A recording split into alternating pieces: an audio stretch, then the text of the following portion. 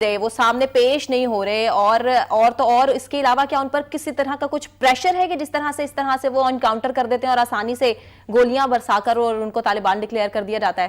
میرے خیال سے حالات کا تقاضا کہہ لیجئے یا اس کی ستم ظریفی کہہ لیجئے کہ فیکٹس جو ہیں وہ گورنمنٹ سے ہو گئے ہیں. یہی راو انوار اس وقت تک تو بہت اعلیٰ پولیس افسر تھا جب اس نے ایم کیو ایم کے لوگوں کے ہندوستان کے ساتھ رابطے اور اس کی ہندوستان کی راہ ایجنسی کے ساتھ رابطے جو ہیں وہ انرد کیے تھے، لوگوں کو بتایا تھا اور ثابت کیا تھا کہ کون کہاں ٹرین ہوتا رہا ہے، کس کو کس نے ٹرین کیا ہے. یہی انوار بہت اچھا آفیسر تھا جب اس نے لیاری گینگ کے لوگوں کو ہاتھ ڈالا تھا. یہی راو افتخار بہت اچھا تھا جب اس نے کراچی کا امن واپس لانے کے حوالے سے فوج کے ساتھ رینجرز کے ساتھ مل کے بہت اعلیٰ کام کیا تھا.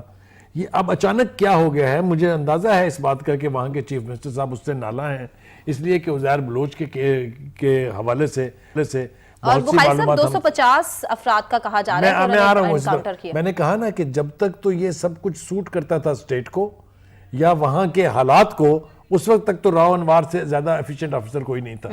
اب یہ واقعہ جو ہے اس میں اس کا پوائنٹ آف ویو بھی تو کوئی دے. وہ کہتا ہے نہ میں اس یعنی انکاؤنٹر میں شامل ہوں، نہ میں نے مارا ہے، نہ میں نے کسی کو پکڑا ہے، نہ کسی کو پکڑوایا ہے. اب اس کے اوپر ملبہ ڈال کے اس کو گھسیٹنا ہے اگر، تو یہ اور بات ہے. تو پیشی کیوں نہیں کی جاتی؟ اس لیے کہ اس کا خیال یہ ہے کہ یہ جو انکوائری کمیٹی بنی ہے یہ سوائے مجھے گلٹی قرار دینے کے اس کا مینڈیٹ ہی کوئی اور نہیں ہے.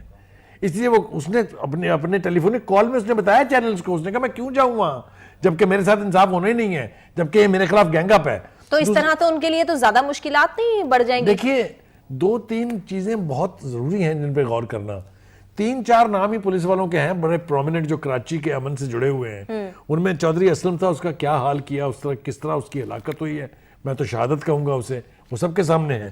عمر خطاب بھی ایک دوسرے شخص ہیں جو اسی طرح کے یعنی انکاؤنٹر تو از اے بیڈ ایکسپریشن ناؤ، لیکن